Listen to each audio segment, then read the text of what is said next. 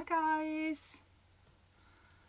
Just wait for some of you to join. Hopefully I'm live. Yes, I am live. So hi Dawn. Hello. Hi Kat. It's so weird at the beginning, like just talking to myself. So welcome everyone to May. It is May? Yeah, I can't believe it's May. Hi Emma. May's Point Horror Book Club chat, where we're going to be chatting all about the Perfume. This was an interesting one. It was quite hard to write my thoughts up about it, but we will get to that. But as always, spoilers ahead. So if you haven't read the book, there will be major spoilers for the book. It will be quite tongue-in-cheek sometimes, but I'm sure our love of point horror will shine through. Hi Dustin, hi Karen, hi everyone who's joined. So tonight I'm joined by one of my absolute favourite authors. You can probably tell from this huge book stack of books that I've got of all her books. But yeah, it's Melinda Salisbury. So she is the author of the Sin Eater's Daughter trilogy, which have got the most gorgeous covers I think I've ever seen in my life. Like that one is just gorgeous. Also the duology Song of Sorrow, and State of Sorrow and Song of Sorrow, and then Hold Back the Tide. And then this August, Mel is actually releasing her first non-fiction, which is like a seasonal guide connecting people to nature, and I'm really excited for that as well. So I'm a huge Mel fangirl, if you can't tell. So let me just see if she is around, and I'll see if I can add her in. Oh, I don't think she's on here yet, so I will keep on yapping for now. I'll wait till Mel joins, but let's start with a bit about the Perfume. So I'll tell you what it's all about first. So if you've read it, then you will know that it's a bit cray. So once upon a time, there were parents who told their daughter all about her vanishing twin, who disappeared before they were born. One daughter would be called Dove, cooing with affection. The other would be Wing, beating free and flying strong.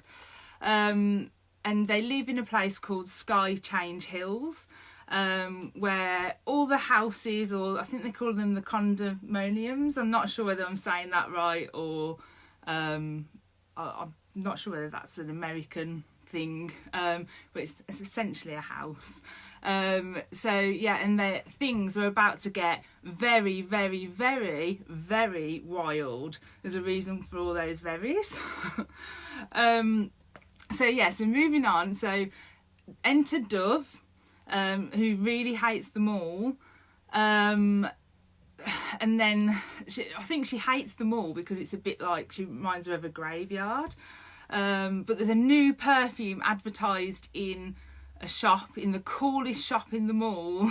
Karen's put very. Hi Cynthia. So there's a new perfume advertised in the coolest shop in the mall, Dry Ice. And her friends Connie and Luce kind of drag her to the mall to go and check out this perfume. So anyway, Dove doesn't like the mall, but she likes the glass lift in the mall. I mean, who doesn't like a glass lift in the mall, really? So yeah, so like gravity, she's pulled into Dry Ice, which we'll get to a bit later. Yeah, we all want to hang out in Dry Ice, don't we? Yes, definitely. So yeah, so she gets Caroline B. Cooney is my fave as well. So she gets dragged in, smells the perfume, basically ends up buying a bottle even though it doesn't smell very nice. And then apparently it smells like pure evil and like Egypt and ancient. And then all of a sudden there's two voices, one like a flute and one like a cello and flute duet, I think it says. And the vanished twin, Wing, is ready to unleash her evil on the town and Dove's life. So that's basically a summary. I'm just going to message Mel and just see if there's a problem.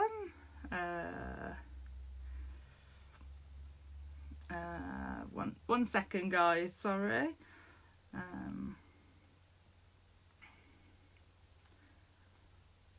Just texting her. Okay. Hopefully Mel will come on in a minute, which I'm really excited about. But yeah, I had a lot of DMs over the course of the month saying, whoa, this book's like really crazy. Yeah, Cynthia's put our little shopping centre has a glass lift. I'm like, oh, just love a glass lift. Okay, Mel's just come on now, so I'll just add Mel in. 1 second. Where is she? There she is. Right, Mel on soon. Yay! You able to join, Mel? Yeah! Hello! Hi. You alright? Yeah, I love technology. I was just like, I just text Mel because I can't see her on the chat. I was literally waiting for a link to come up and be like, join the chat now. Bless you. I checked some emails. I read a bit more of the book. I'm really bad. You missed me like. You missed me proper fangirling about all your books. I literally like held them all up like. I realised how similar the covers to 𝐓𝐡𝐞, the 𝐓𝐡𝐞 series, were to the cover of this until I got it. I was like, oh wow, maybe that's why I liked my own covers so much. Yeah, that's true actually. Yeah, a bit similar. So I've just done a little introduction to the book, but I know the Perfume holds like a really close. It's really close to your heart, isn't it, Mel? Can you tell us a little bit about that? It is. It's the first book I ever bought in a bookshop. Oh wow! I grew up on the wrong side of the tracks. We were poor. We were dirt poor. And so all the books we had came from car boot sales or were donated. And the Perfume was the first book I read. Not this copy. This is. I don't think my first copy survived. And I bought it as my birthday money. And I remember it was such an immense decision to make because I only had £5 and the book was £3.50, so I could only get one. So I was in Waterstones for a very, very long time. I like the very, very there. It's very, it's very apt. Very, very long time. Very, very. Oh no, that's amazing. So then did you like, from that, did you like fall in love with Point Horror? Like you read some more after that? No, I'd already read loads of them through the school library, which is kind of okay, yeah. You make a decision, because I didn't want to buy a book that I'd already read, but I knew a book that I did buy I would really enjoy, so it had to be the right book. Like I love The Cheerleader's, probably my second favourite. Yes, we read that one. Classic. God, she's amazing. Yes. Although I met R.L. Stein at a party once, and he said, "Call me Bob," and I was like, "I will not." What? I'm not calling Bob. You met R.L. Stein? And he said, "Call me Bob." No way. I will not. I will call you R.L. Stein, as is your name. I never knew that, Mel. Oh, that's amazing. He was in America, the Edgar Awards in New York, and my editor took me over to meet him. And oh wow! Oh, and I was like, no. There you are. You're R.L. Stein. I should be calling you sir. And just bow down. Sweetest kid.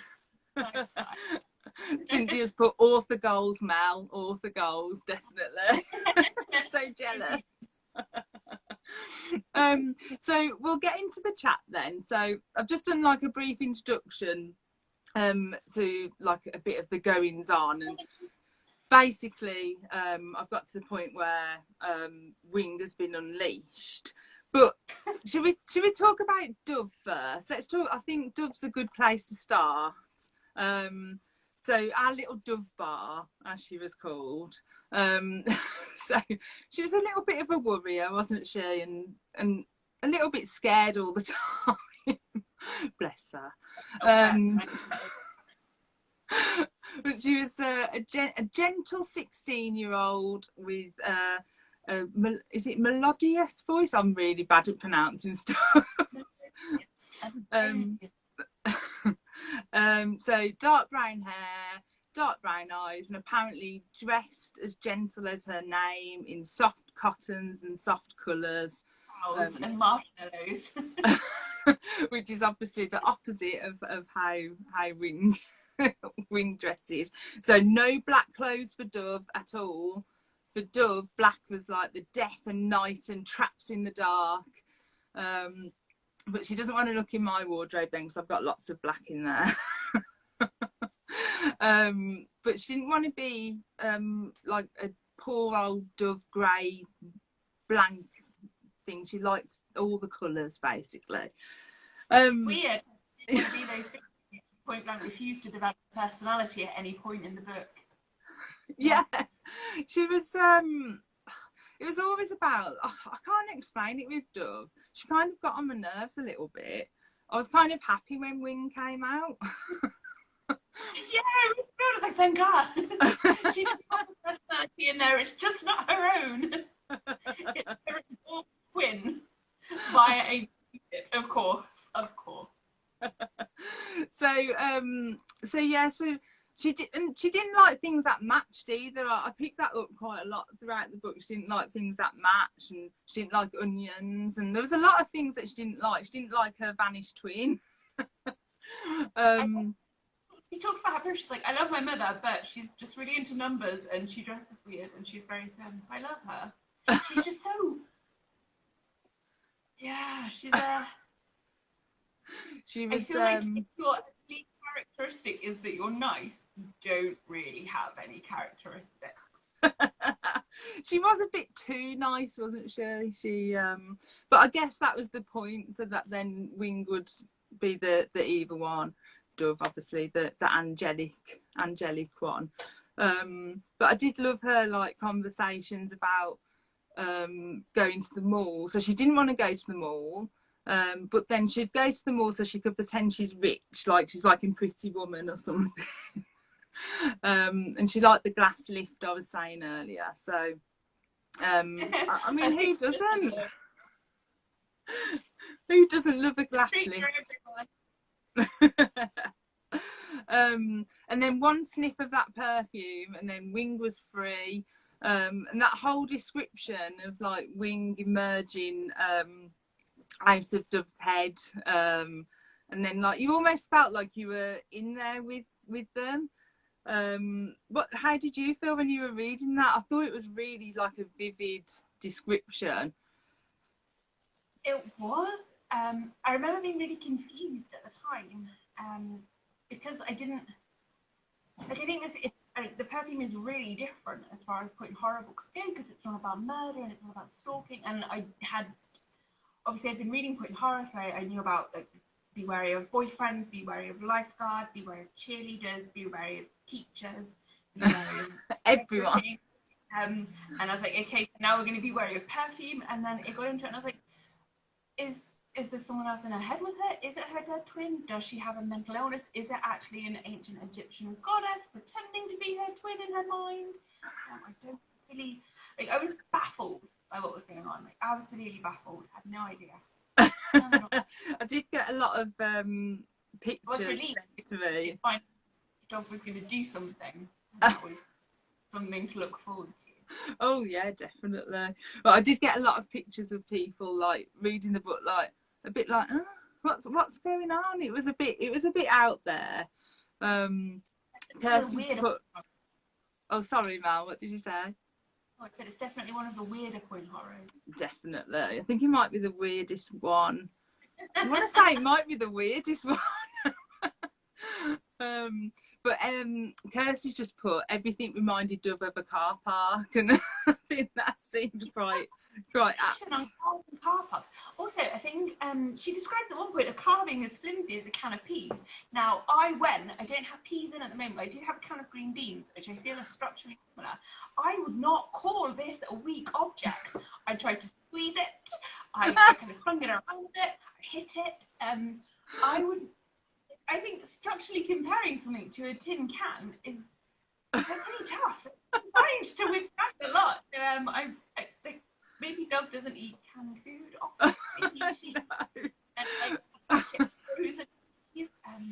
I worry about that kid.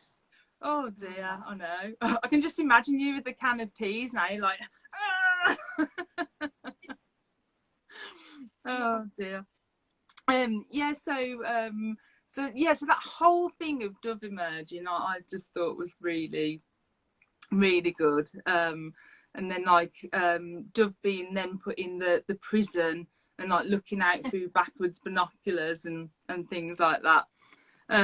So my final thought on Dove, as we'll move on, is that it was lucky that in the end she did have a sense of smell. So she could smell the floral smell. Go with me on it. It makes sense towards the end. I didn't understand how the smell of lilac saved her. Like, Wing was right. That was the granny store. Why'd they go to the granny store to get saved? That granny store. The thing is, I was reading it and I was like, that granny store sounds like a store I want to go to. It does sound like a store for nanas. Like everything smells of lavender and roses and lilacs. Like it's no, definitely. From nursing home vibes. So while we're talking about stores, then let's talk about dry ice. So it was only briefly mentioned, but I had so many messages about it. People saying that they wanted to visit. Or people saying how on earth, so Karen messaged me saying basically how on earth does dry ice maintain its health and safety standards because ensuring that there's no thefts or anything, because obviously when they walked in it's like full of dry ice and mist, and basically it described it that you couldn't see in front of you, sat in front like your hand in front of you. So I think there was like bins of carbon dioxide, like pumping out all this vapour into the air. But it sounds like a shop that we should go to, Mel, really. It sounds like Hot Topic. Like I think it's like really, really supposed to be Hot Topic, but even edgier. I got really Hot Topic vibes from it. Oh dear. Yeah, but mind you. And that's very true. Like, no, health and safety didn't exist in the 90s. I know Philip's put so lose yourself between the pages, but surely that's got to be illegal. And then someone's put it's all retro's put it was the 90s, no one cared, and that's probably very true. Probably true. But obviously I always think it's like Hot Topic but edgier. Yes. I would definitely go there just to see if I could like see in front of myself. But it sounded like all very 90s and all very hip, the hip place to be. But then it disappeared, didn't it? The store, like mysteriously. It was like I was starting to wonder. Yeah, like 24 hours. But I was starting to wonder if Caroline B. Cooney invented the pop-up shop because it was like a bit of a pop-up shop. Oh dear. And then obviously in there she finds the perfume. So it's like translucent glass and like an unpolished diamond. It had like a snake in a snake form with a diamond stopper. Very much like they did really well, like actually drawing it. Whoever did the cover for this did really well on that. But it made Dove feel like Egypt, like smelling of Egypt and the pyramids and Cleopatra. But apparently it smelled bad. So what could you smell? Mummies? Rot. Can you imagine? Be specific. Must have smelled awful. I could just imagine, like, oh no. But apparently it did smell quite bad. Because Luce and Connie, Dove's friends, were not a fan, and they couldn't quite believe that Dove had brought the bottle. I think they said it was very, very, very unattractive. But obviously Dove buys it. She takes it home in a little bag with the tassels on and the dry ice emblem on. It'd be a collector's item nowadays. Don't you think? Bag. Yeah, it's just the bag. I would have just brought it for the bag. So she takes his perfume home, and then Wing emerges. So what did we think of Wing, Mel? Did you like Wing? Like is a relative term. I preferred her to Dove as a character, simply because she's got a bit more about her. But she is. I feel like when I was 15, I would have wanted to be Wing. In fact, yes. Like, when I read this book, I wasn't a teenager yet. So I feel like maybe Wing really informed what happened to me later when I turned all goth edgelord, and started frequenting like the alternative shops. So maybe that's actually Wing's. I never thought that before. No, that's true. Maybe the reason I turned goth was the perfume, because I just wanted that Wing vibe. Oh dear, I think we could all channel our inner Wing, definitely. Even just a part, not a whole. Yeah. So Emma's put, I liked Wing. I was willing her to get one of them. Yeah, because that was the thing about Wing. Like, she had all these evil like ideas, and like she tried to pull them off, but then she just didn't seem to. I was like hoping for a bit more death. Or any death. Any death, yeah. And especially pushing is it Timmy out of the balloon. I was like, yes, push him out. But no, it didn't happen. So bad. I'm so sorry. Well, I mean, that like, we read those books because we wanted to see people die. Yeah, definitely. Oh dear. Braved it. Fun teenage way. Karen's put, Wing had no redeeming qualities. It's just gone up. Wing had no redeeming qualities, no niceties to make you think she could be cool. Oh, that's interesting. Yeah, Dove, who is basically Magnolia wallpaper for Sonified. Oh dear. But yeah, so the notes I've made on Wing then. So these are not my words, these are Dove's words. But the parasite of Dove's head. She loved black. So she was like, Wing's got a complex. That's so rude. I know. I was ready. I was like, oh, I'll keep that one for future. I'm saying parasite in my head. That ain't nice. Oh, so she loved black. So the opposite of Dove. So there was no, and again, these are my words. I've pulled these out of the book. So there was no dull namby-pamby pastel-y junk clothes for Wing. She loved a bit of the darkness. So she had, but strangely enough, she had like a fluted voice, which apparently trembled like a feather in the breeze. Now, that just really got me, because she's saying things like, I am the perfume is me, and I am venom, I am poison. But I kind of imagine her saying it in like a deep, like evil voice. I do it in the voice you think she speaks in. Just Like, yeah, so like I think she goes like I can't do it now. So I am the perfume is me. Something like that. Like she's in a death metal band. Yeah, that's it. Give me the venom.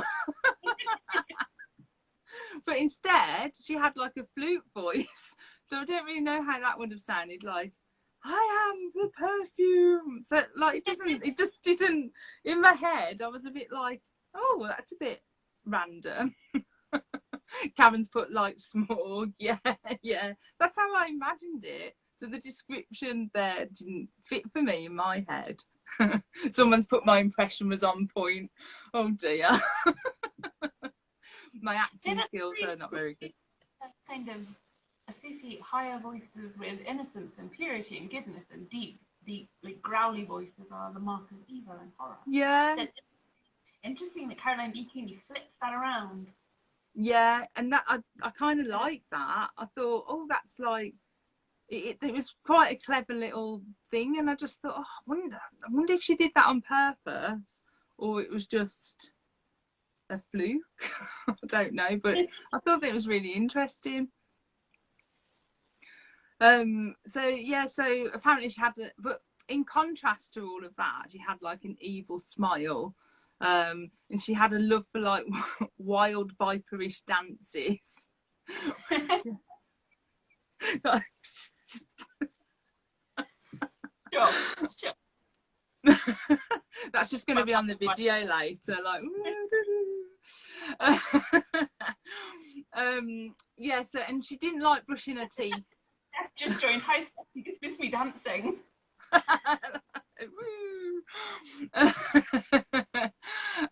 Yeah, so she didn't like brushing her teeth either. Like she was quite happy to go on a date with Timmy and not have brushed her teeth. So we hope that she gets something nice that day. And her little catchphrase was, if you take the N out of nice, then you have ice like wing. Hi, Steph. What a catchphrase. Wow, it's really Cynthia's put tramp, but I'm not sure whether she's calling me a tramp or wing. So yeah, someone's put, so Point Valley Creeks, but I imagine Wing's voice to be like Ursula from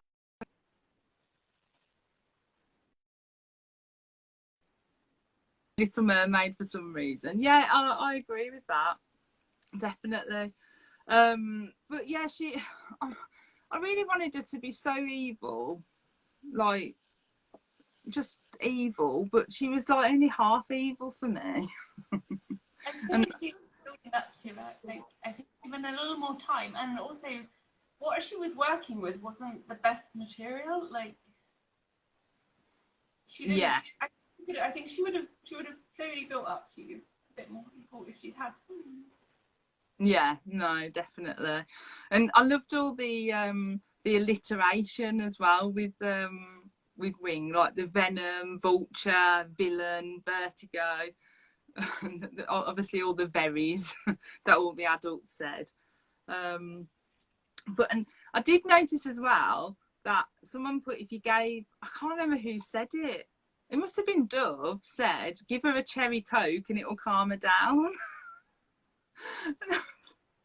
I was a bit like, yeah, there was a comment in there about cherry Coke. So give Wing a cherry Coke and she'll yeah, and it will calm her down. It must have been like a random line somewhere.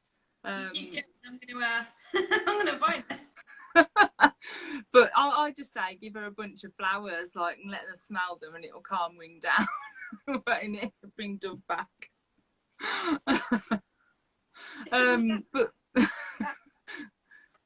But yeah, so although she doesn't trust anyone who says too many berries as well, Wing, so that goes with the alliteration of the V's. But do you think basically, was she just a stroppy teen? Do we think? I think yes, and also no, actually that's not fair. I feel like if I had spent 15 years trapped in the back of Dove's mind, I would have gone a little bit evil too. Like, by Yeah. the end of the book, a little bit evil. I wanted to kind of push someone over in the street. You can only imagine for poor Wing being caught in the back of Oh So Nice Dove Daniel's head for 15 years. Like, they actually didn't kill anyone is frankly a miracle. No, that's true. I agree. No, definitely. I think it was Emma messaged me and said that this Spanish twin thing is actually a thing. I think it's called 𝐏𝐚𝐫𝐶. And Yeah, I've never heard of that before. Yeah, and apparently it's like where you've consumed your twin and then you've got like different coloured eyes and things. It normally happens before people are aware they're pregnant with twins. Oh, okay. In a lot of cases, it's only realised when there's a medical emergency in the surviving twin's life, and like they'll do DNA tests and they'll find like odd sets of DNA, or they'll find parts of the absorbed twin inside the surviving twin. Yeah, it's like a real thing, and it is quite common. Okay, I'd honestly never heard of it until Emma had messaged me and said, "Oh, have you seen this?" And she sent me like a little video, and I was like, "Oh, wow!" After reading this, I think I probably looked it up and found out. Yeah, they found like teeth inside like people and stuff. I think there was one case, and I might be wrong. I seem to remember someone. She couldn't get pregnant, and it's because where she'd absorbed her twin, it had kind of absorbed into her own uterus, and it was monstrous. Oh gosh. Yeah, Steph's put that she saw it on a CSI once. I think I might have seen it on CSI thinking about it. But yeah, so I wonder whether Caroline B. Cooney, like, that was in the back of her mind, that she knew about that when she wrote this. I think she must. She must have, yeah. It's too much of a coincidence. And it is yeah, great. so You hear stuff like that and you're like, yeah, imagine if the twin was still there. Imagine if they could occasionally take control of the body. If I'd known about it, I would have written a story. Yeah, no, definitely. You'd write such a good story as well, Mel. Such a good story. Maybe I'll do like a new version of Perfume. I'll call it like the deodorant or something. The deodorant. Version of Hot Topic. Deodorant by Melinda Salisbury. You heard it here first, everyone. Mel's new book. Deodorant. The deodorant, I love it. So what did we think of the apparent love interest in the book? I mean, I say love interest loosely, but I think was it Timmy O'Hay, which apparently was a very solid ordinary name. It doesn't sound like an ordinary name to me. It does not. But he thought Dove was cute. He got a little more than he bargained for with Wing. And he had this passion for like ruffling people's hair and being a bit of a joker. But he knows how to work a hot air balloon. He knows how to work them ropes. What more? What a man.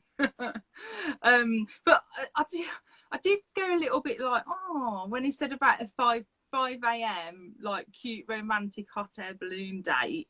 Like, that's the type of thing I would have fell for, like, in the 90s. Someone asked me on a date at 5 a.m. It wouldn't happen.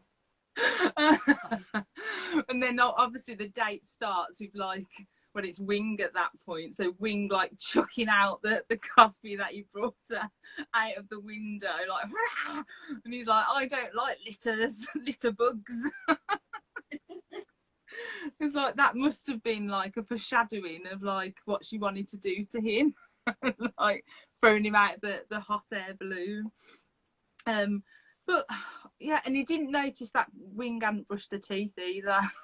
I did.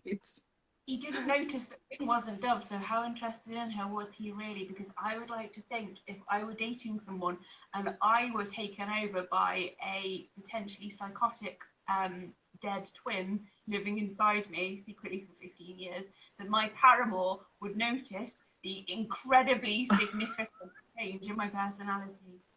I would like to. No, I think somewhere along the line. Maybe I'm dreaming too high. Maybe my expectations are just way off the chain. But I would like to think that someone who genuinely likes me would be able to tell the difference between me and the twin I absorbed in utero. Yeah, I'd like to think so as well. But I think somewhere along the line he does make a comment about Dove or Dove/Wing's voice being like an electronic synthesizer. So you would have thought that there was something wrong there at that point. But basically he just fancied a piece, didn't he? I feel like he was a personality. But then there was the whole thing about the effort that's gone to make it clear that Dove doesn't fancy the hot guy. She fancies the less hot guy because he's just a nicer person. And that's just the kind of girl Dove is. She can see through like the facade of love. She's unlike other teenagers in that way. She's not fooled by the hot guy. She wants the less hot guy. You can't be her and a sister. No, definitely. I mean, who could resist him with that joke he made about the shoelaces? You know, he tried to joke with Connie or Luce, I think, about how he was going to buy some sneakers that like tied their own laces, and he thought it was absolutely hilarious. And I think it like went over Lucy's head a little bit. I was like, "Wouldn't have been that good." No, I was like, no. But I think as love interest going Point Horror, he was a bit meh, really, wasn't he? Well, as far as Point Horror love interests go, he wasn't rapey. He wasn't that misogynistic. He wasn't abusive. So actually, he's pretty stellar as far as. Okay. You're convincing me round on him now. Well, I mean, like, aside from the whole not noticing a complete personality change and also that stupid shoelace joke, in like the scale of Point Horror lovers, he's probably one of the better ones. God, that's saying nothing, isn't it? It's no wonder I went out with half the people I did, like, later on. This is what I was raised to expect in a man, a good man. So make a shoelace joke and not try and persuade you to go to third base. But he was like, last month we read April Fools, and like there was a character in there called Frank, and we called him Vile Frank, or I called him Douchebag. So like that's the kind of like Point Horror boy we're used to. So yeah, I'm quite with you on that. He was relatively normal, actually. Now you've said it. I was just a bit like, I'm used to my Point Horror boy's bad. Yeah, I think you should do this as a side project. I think you should start like ranking Point Horror love interests, see which one. Yeah, that's a good idea. Maybe I should do like a vote on stuff. Emma's put, I was gutted that he didn't go splat. Oh dear, I was gutted, but I think Mel's convinced me round now that he was actually quite decent. I mean, it's a low bar. It is a low bar. Like let's not canonize this guy. Like he's only good by dint of not being sexist. Yes. I don't think we should encourage people to think that is a good thing. Anyone No. watching interested in men, firstly, that's a mistake. Stop that as soon as you can. Secondly, please don't take Point Horror boys. No, it's true. And as Kirsty's just said, major improvement on Frank. Like, I think Frank would have he just made everyone angry, Mel, and it wasn't very pleasant at all. He was horrible. But I just noticed as well that Point Valley Creek had mentioned about the mom and dad. in the book. So, well, let's call them the proper names: the maternal body and the paternal body. So I'm going to go to my mum's for Sunday lunch and say, hi, maternal body, and see what she says. I have a feeling when I was very, very angry with my parents as a teenager later that I will have referred to them by these names. I feel very, very strongly. Like, I almost have memories of doing this. And I'm pretty sure if I had been the kind of child who kept a diary, that's how I would have referred to them in there. Oh, I love it. I love it. It was just that absolute disdain you have for your parents when well, maybe not everyone has their parents, but that absolute disdain you have for your parents as a teenager, like you just like reducing them to just their role, the point blank refusal to accept they might have any kind of personality. Like I know at one point she does kind of ruminate on what it is they do for fun and whether they have any hobbies, because all they seem to do is watch telly and ignore literally everybody else around them.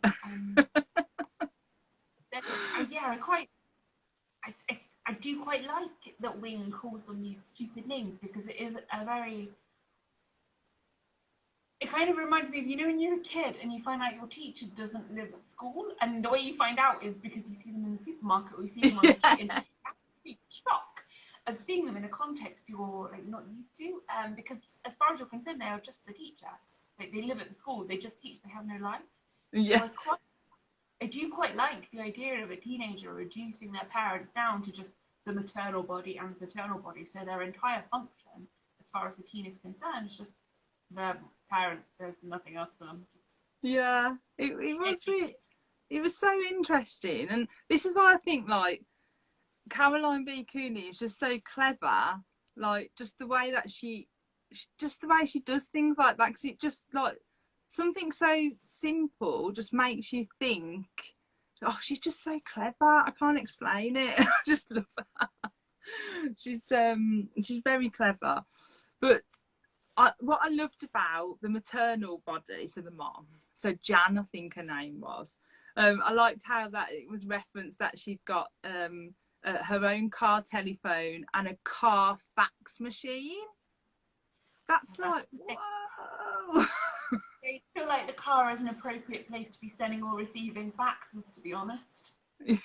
Yeah, no. I know, can you imagine, like, driving, just popping the paper in the fax? It's a nightmare. We've got dry ice everywhere, we've got fax machines in cars, we've got unsupervised 5 a.m. hot air balloons, because apparently a 15-year-old boy can single-handedly man a hot air balloon. Like, yeah, because he was like, no need to come with me, I can do it myself. Oh dear. But yeah, I think Jan as well, she didn't like cooking, but she loved clothes. And then you've got the paternal body, I think his name was Rob. So oh, poor Rob, I felt so sorry for him. So apparently his body had thickened over the years. And he was constantly on a diet, and he could smash out 5 desserts in one go. So he's basically my spirit animal. Yeah, 5 desserts is amateur hour. Yeah. I was like, only 5? Talk to me at 8 desserts. I'll see you at 10 desserts. You can take 5 desserts, jog on, sir. Nothing. You're wasting my time. I know. He was like, I was like, 5. I reckon I could beat that. Easily. Easy peasy. But yeah, he worked for some phone company as well, and he hated his job. So it was like reference that he could smash out these desserts because he just hated his job so much. And I was like, but the best moment, the best mum and dad moment for me, I'm not sure whether anyone else thinks the same, but it's when I think Wing walks in, and then I think the maternal body is on the phone. So I think the mum thinks that she's been like a stroppy teen or something. So, and she goes to the person on the phone, 1 second, there's a call waiting. And it really pissed Wing off. She was like, don't call me, call waiting. I think like she storms off or something up the stairs and like kicks the door or kicks the wall or something. And you can just imagine like these parents being like, oh my gosh, what happened overnight? Dove has started to grow up. My favourite bit is when Dove, in a fit of trying to bond with her parents, is like, tell me a story about when I was young. And her parents are like, oh, well, when you recount the tale of how you had a twin and they died. It's like, you know, like maybe the first time you took me to a playground, or my first step, or my first spelling bee, or my first day of kindergarten. No, let's talk about my super dead twin. That's a story that is going to bring the family together. That is the bonding tale we are going to share tonight. And it sounded like they told that story like quite a few times to her as well. I don't think they had any other stories. No. Because if I had a child and they said, tell me a story about when I was younger, I would choose like a cute memory, like, oh, the time I took you to the petting zoo and you held a chicken and, oh, it was so cute. I would be like, well, you know, you weren't going to be our only kid. We were going to have two. And then, I don't know what happened. The other one disappeared and we got you. Yeah, I definitely agree. It was a weird story, yeah. Weird story to tell your child, Point Valley Creek says. So let's talk about the best friends. So there was like Connie and Luce, or Lucinda. So Connie was like apparently tangled and smooth. She was described as like vain and self-centered, and would say I half a dozen times in every speech. Long dark hair, which was neither straight nor curly. So I take it that means wavy. That's like my hair. I take that. I have a question. Yeah. What are you supposed to talk about if you're not talking about yourself? Like, I don't mean that the way it sounds. Like, what are the topics of conversation are there? But I don't think Connie stating, I quite want to do this, is problematic in and of itself. I feel like it's Dove's problem that Connie has a fully formed personality and she knows her own mind, and that just frightens me because she's basically no. I quite like Connie in a weird way. Like she knew what she wanted, and like she was just straight talking, and that was it. But yeah, she I think it was mentioned she wouldn't follow a conversation and would get bored very easily, and she had like self-pity for Dove. But it was like, well, maybe she was just trying to help Dove. Maybe. I feel like that's fair. Like, yeah, no, I agree. And then, like, in the contrast to like Connie being the one best friend, then you had Luce, who apparently says her name is the crummiest name ever because the other names that she could have been called were, I think I've written down 𝐓𝐴𝐚𝐫𝐿𝐷 or Hulda, and I'm like, really? I think stick with Luce. But yeah, so in contrast, you had like Connie, and then you had Luce, who was like meant to be like the nice best friend, and then Connie to be the like, oh, hurry up, Dove, come to the mall, Dove, kind of thing. But I did kind of like Luce as well. So she does sound like my kind of person, because like I give her one thing at the end. She did go up to Dove after she'd been in like the hospital with the psychiatrist, and kind of say, oh, you know, come to me, I'll look after you. And I think there's a line saying, I'll give you the gift of the loveliest gift in the world of being there, and kind of Luce says that. So yeah, I liked the contrast. It was almost like their own Wing and Dove like contrast, but not obviously at the forefront of the story, if that makes sense. I feel like saying I'm gonna give you the best gift I can think of my time is the equivalent of giving someone an IOU for one hug for their birthday. Yeah. This isn't a gift. It's not the gift I want. I want a tangible gift that I can touch and own, and that I can take a photo of and put on Instagram and show off. Like the gift of your time being there for me. Yeah. What a gift. What a gift. They just write me an IOU for one time. Best friend hangout. Oh dear. So we weren't a fan of the Friends then.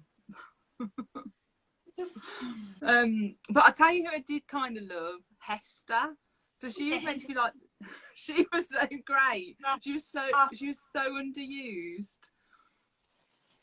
She was just mean. Yeah, she was like the classic bitchy character. I just like lively, and I like slightly edgier characters. So I like Cooney because she's slightly edgy. I don't like Luce because she's a bit. Yeah. Luce is one of those people who is just going to go through their whole life doing things for other people and get to 50 and realise that no one is, like, everyone in her life has just sucked all of the energy and joy out of her, and that all she is as a person is just a vessel for other people to fill with their problems. And part of me thinks, you know, that's maybe not her fault, but the other part of me thinks, dude, get it together, grow a spine. No, definitely. But this is why I liked Hester, because like I wish she was in it more. I really do. Like, she was just like the classic bitchy character. She loved snooping in people's bags, and like she could see something behind the eyes, couldn't she, of like Dove and Wing, and she just didn't really care either. Like when she did piss Wing off like quite a little bit. So like I think she like pulled her hair at some point or something, and she was like, and Wing was like, "You touched me, you'll be sorry," or something like that. And then I think at some point she calls Wing's name like Wing Schming, like stupid name or something, and like Wing's like, you could just feel like her fury, like, what did you say? And Hester's just like, meh. Didn't really care. I didn't like Hester. I thought she was bully. Just I mean, like I say this is my favourite like point in horror book, but I'm hard pressed to think of a character that I wouldn't cheerfully kill myself given the opportunity. I think maybe like it's like a favourite, because maybe not, obviously not so much because of the characters, but just the writing, because like some of the writing, like the descriptions in it were like really good. Just the way like that inner turmoil that she gets across, she's just so good. Cooney's so good at writing that, and so maybe like we remember it fondly from being like about the story rather than the characters. If that makes sense. Yeah, absolutely, and it's such a great story. Like the concept of it is amazing. I would like to read a much longer version. I almost feel like cheated, but it's a point horror, so it's so necessarily short, because I think there is enough material in that to kind of a really, really full-length novel. And it like my favorite thing about Caroline D. Cooney is how she takes these concepts and ideas and she really, really makes them her own. She has such a gift with with the cheerleader, the vampire. Like, she writes him in a way that I had never read vampires, and everything about it, the mushroom colour of his skin and the smell of the room, like, absolutely stays with me. And it's the same with the perfume, just the kind of evocation of the scents and the colours, and just how the world is just so carefully crafted. It is cheating almost to have it as basically a novella. Like, Caroline, if you're watching, Perfume, sorry, definitely read it again, but make it longer. Well, if she does ever watch this, we apologise for our Viper dance at the beginning. I don't apologise for that. That was great. Kirsty's put Hester was the best match for Wing because she didn't take her seriously. Yeah, I do agree with that, actually. She didn't take Wing seriously because I just think she didn't really care. But yeah, and Emma's put about Caroline B. Cooney that her style is instantly recognisable. And I agree with that you can tell when you're reading a Cooney, definitely. I mean, there was some questionable dialogue.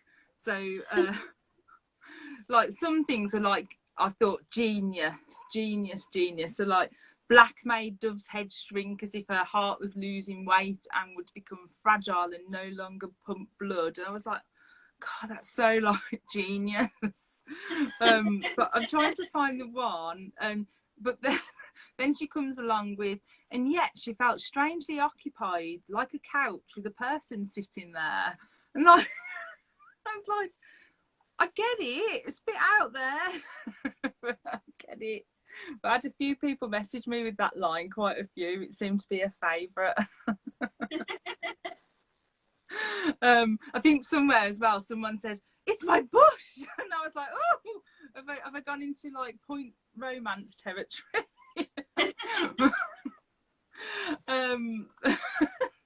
But yeah, was there any other characters? I think there was just Mr. Finney as well. Yeah. Poor Mr. Finney. Oh, bless him. He was so excited about all his projects. It's like, just imagine him. I would prefer, like, bridges isn't a suitable follow-up topic for ancient Egypt. He should have gone into ancient Greece from there. Like, we finished ancient Egypt, super excited, mummies, gods, like, Egypt, now we're gonna do bridges. I think he was he would have been one of my favourite teachers at school, definitely. But overall, down. Like, doesn't she propose they do a study of the history of snakes, and then doves in away in her head at this point in time, and then she comes back and was like, "You said no." It's like, gosh, I cannot imagine why. Why you turned the history of snakes. I thought that would have been a good topic, though, definitely. This is why it needs to be teased out more as a longer novel, because I want to understand Wing's connection to snakes, and I want to understand her connection to ancient Egypt. And I because there was a lot of Egypt talk and pyramids. Yeah. It calls Wing, and then the pyramid that she is released from. Yeah, no, but I want to. So good. I think I don't know whether this will cut off after an hour. So if it does, I apologise, but we'll just try and get to the end, see if it carries on. If it does cut off, thank you everyone for joining, but we'll carry on for a little bit. So yeah, no, I was just a bit disappointed there was no death in this book, but I did like all the Egyptian and the Druid talk, and the fact that Wing liked a good mall fountain to splash around in as well.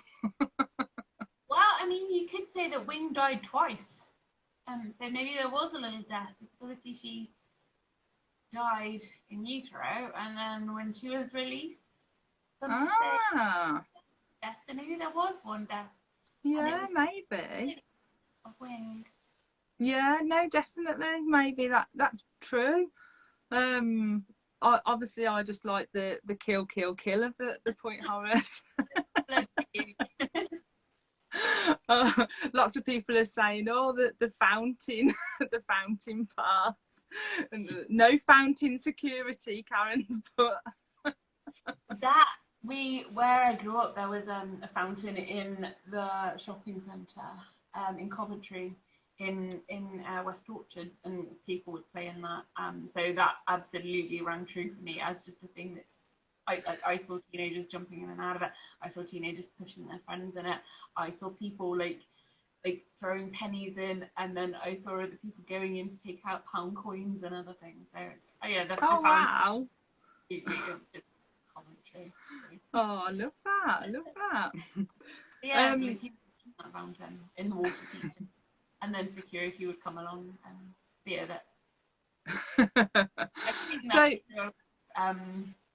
We in the fountain in Coventry, it was people would either put dye in it or bubbles in it. Point Valley Creeks just people kept putting bubble bath in their fountain in the town. Oh, can you imagine the havoc and like everyone going, oh my god, seen the havoc again. So overall then, are we saying thumbs up? Obviously it's going to be a thumbs up for the Perfume. Yes, up. never. Loved it. I didn't truly love it. Yeah. And Okay. do you think, like, if you got dragged to a store, would you buy Venom? Yeah, obviously I would. I'm such an edgelord. I would absolutely buy the creepy snake perfume with the creepy name. Even if it smelt like the ancient Egypt and rot. Well, I want people, like, be specific. What does ancient Egypt smell like? Like, is it the smell of papyrus? Is it the smell of irises? Or is it the smell of dust and dead mummies? And I don't know. Houses in Egypt. Crocodiles in the Nile. The Nile, yeah. Smell of crocodiles. See, I probably had a horrible smell if I thought the aesthetic was good enough. No, definitely. I think I would definitely go to dry ice, and I would probably get sucked in and buy the actual Venom perfume. But yeah, definitely would do that. On what mood I was in, but I think there is a very, very high chance I would get sucked into doing it because I live for the aesthetic. Yeah, definitely. And also I quite liked all the undertones in the book as well. It was like, it did feel a bit like, you know, the just turning from an innocent teen to like maybe growing up, let's say.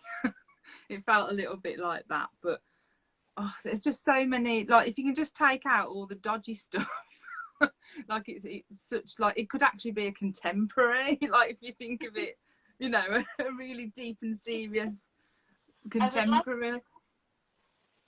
I would like to see the explorations of mental illness dealt with a little bit more sensitively. Yes. But I mean, this was written in like 1993, so the fact that that